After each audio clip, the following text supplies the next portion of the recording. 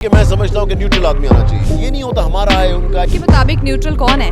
आपके ख्याल से हमें जरूरत है मकबूलियत की, और मकबूलियत की हमें कोई जरूरत नहीं। फिर एस्टेब्लिशमेंट ही खेल रही है। जिसने भी जिसको लॉन्च करना है, जो भी करना है करते रहे। इलेक्शंस में दूध का दूध और पानी का पानी हो जाएगा। इलेक्शन कमीशन के साथ इलेक्शन न्यूट्रल हो जाएंगे, क्या मान लेगी पीटीआई? अल्लाह करे एक दफा में इलेक्शन होना चाहिए, सारा इकट्ठा होना चाहिए। फाइनेंशियल इमरजेंसी लगी हुई है इस वक्त मुल्क के अंदर। 8 महीने में इन चोरों ने, पीडीएम वालों ने जो तबाह करके रख दिया इस मुल्क को। अस्सलाम वालेकुम जी, दिस इज रूबा अरूज और आप लोग देख रहे हैं नियो डिजिटल। इस वक्त पाकिस्तान तहरीक इंसाफ के रहनुमा मुराद रास हमारे साथ मौजूद हैं। उनसे गुफ्तगू करेंगे और जानने की कोशिश करेंगे कि करंट पॉलिटिकल सिचुएशन में पीटीआई कहां स्टैंड कर रही है। अस्सलाम वालेकुम। वालेकुम सलाम जी। क्या समझ रहे हैं कौन आ रहा है निगरान वजीर आला? कोई इत्तेफाक राय हो सका है? इलेक्शन कमीशन पे मामला दोबारा चला गया। देखिए, मैं समझता हूँ कि न्यूट्रल आदमी आना चाहिए। इंटरिम गवर्नमेंट किस लिए होती है कि मुझे भी पहले भी किसी ने पूछा जी हमारा बंदा आ रहा है, उनका बंदा आ रहा है। बिल्कुल ये गलत बात है। कोई हमारा, तुम्हारा या उनका नहीं होना चाहिए। इसमें न्यूट्रल बंदा आना चाहिए तो दोनों साइडों को इंडिविजुअली फेयरली डील करे, एंड दैट्स इट। ये नहीं होता हमारा है उनका। ये बड़ा मेरे ख्याल से गलत एक पर्सपेक्टिव है। न्यूट्रल आदमी आना चाहिए जो कि दोनों साइडों को इवनली जिसके साथ डील करे। आपके मुताबिक न्यूट्रल कौन है? नहीं, अब ये देखें ना, वो तो बैठ के अब डिसाइड करना पड़ेगा। जिन्होंने डिसाइड करना उनको डिसाइड यही करना चाहिए कि मेरे ख्याल से it should be even split for both sides, ताकि जिस तरह आई मीन पहले भी लोग रखते रहे हैं। अस्करी साहब जब लगे थे मेरे ख्याल से बड़े न्यूट्रल आदमी थे और बड़ा उन्होंने बैलेंस तरीके से चलाया था। सो इसलिए that's the way I think it should be a very very neutral person. Khan साहब कहते हैं न्यूट्रल जानवर होता है, आप अब न्यूट्रल की डिमांड कर रहे हैं। नहीं, मैं न्यूट्रल की बात कर रहा हूँ कि जो बंदा हमारी साइड से ना उनकी साइड से ना हो, इन्फ्लुएंस कहीं पे इस्तेमाल ना करे। वो आके सिर्फ ये देखे जी प्रॉपरली इलेक्शंस हो रहे हैं कि नहीं, फेयर एंड फ्री इलेक्शंस हो रहे हैं कि नहीं, एंड दैट्स इट। उनकी और कोई रिस्पॉन्सिबिलिटी नहीं है, देखना है कि fair and free elections, and that's it. Mohsin Naqvi साहब का नाम फाइनल होता नजर आ रहा है, क्या राय है आपकी उनके बारे में? कोई राय नहीं है। सो इसलिए जब नाम फाइनल होगा, अगर वो बन गए तो फिर कोई राय बनाए। अभी कोई राय नहीं मेरी उनके बारे में। सर, दोबारा पीटीआई मेंबरशिप की तरफ जा रही है, एक दफ़ा फिर ऐसे लग रहा है कि दोबारा जिंदा होना चाह रही है। क्या कोई कमी हो रही है मकबूलियत में? मेंबरशिप क्यों दोबारा शुरू कर दी गई है? आपके ख्याल से हमें ज़रूरत है मकबूलियत की, और हम तो वापस 0 से वापस 100 पे आए हैं। सो देखें, ये डिफरेंट तरीके होते हैं अपने लोगों को एक्टिव रखने के, अपनी पार्टी को एक्टिव रखने के। मकबूलियत की हमें कोई ज़रूरत नहीं। खान साहब और पीटीआई की मकबूलियत इस वक्त 100 पे है माशाल्लाह। सो इसलिए हमें ज़रूरत नहीं है कि हमें और मकबूलियत चाहिए। नहीं, अल्लाह ताला और मकबूलियत दे ज़बरदस्त, मगर मेरे ख्याल से हम इस वक्त ज़बरदस्त जगह पे खड़े हैं इलेक्शनों के लिए। अच्छा, ये भी बताइएगा कि खान साहब जब आए थे कुछ मामला इस्टेब्लिशमेंट से तय भी हुए, अब उन्होंने कहा कि हमने नहीं सुननी किसी की, उन्होंने अपनी गलतियों को एक्सेप्ट किया।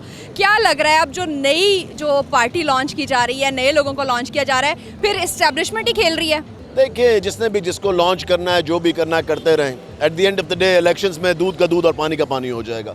सो उसको उससे फ़र्क नहीं पड़ता। जो जिस मर्ज़ी को लॉन्च कर ले, जिस मर्ज़ी पार्टीज़ में शामिल कर लें, जो आपको नज़र आ रहा है सब तरफ होते हुए, does not matter. At the end of the day अवाम ने वोट देना है। अवाम को पता है कि किसने क्या इस मुल्क के लिए किया और क्या करना चाहते हैं इस मुल्क के लिए, और उनकी नीयत क्या है। सो इसलिए ये जो 90s की पॉलिटिक्स है ना, इसको ख़त्म कर देना चाहिए। इलेक्शन कमीशन के साथ इलेक्शन न्यूट्रल हो जाएंगे, क्या मान लेगी पीटीआई?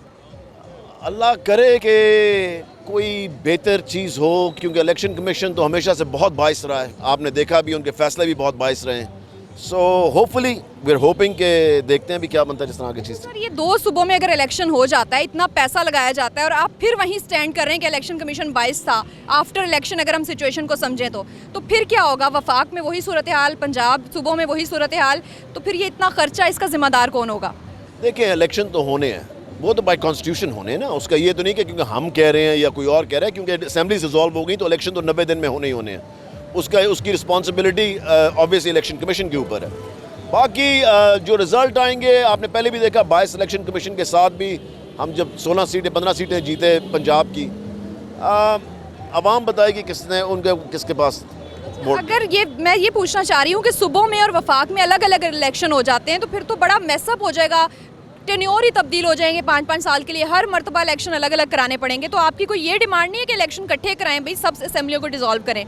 बिल्कुल, हमारी तो ये है कि मेरे ख्याल से एक दफ़ा में इलेक्शन होना चाहिए, सारा इकट्ठा होना चाहिए। और मैं आपको ये बताऊं किस लिए, ताकि इस मुल्क की जो फाइनेंशियल इमरजेंसी लगी हुई है इस वक्त मुल्क के अंदर, उसको इस मुल्क को हालात में से निकाला जाए। जो फाइनेंशियल इस वक्त डिज़ास्टर के अंदर हम बैठे हैं, जो इन्हें 8 महीने में इन चोरों ने, पीडीएम वालों ने जो तबाह करके रख दिया इस मुल्क को, तबाही के रास्ते से भी आगे ले गए हुए हैं। सो अब सिर्फ एक ही रास्ता है, जनरल इलेक्शंस। बाहर के मुल्कों के लोगों ने भी यही कहा है कि जब तक एक स्टेबल हुकूमत नहीं होगी तब तक हम आपको कोई भी फंडिंग करने के लिए, किसी किस्म की हेल्प करने के लिए तैयार नहीं। नवाज शरीफ का तो ये कहना है कि क्योंकि हम लोग IMF के साथ मुज़ाकरात की पोजीशन में, ऐसे में इलेक्शन कराते हैं तो मामला मज़ीद बिगाड़ की तरफ जाएंगे, तो क्या कहीं टेबल पे बैठने को नहीं तैयार होगी PTI मुल्क के मईशत की खातिर?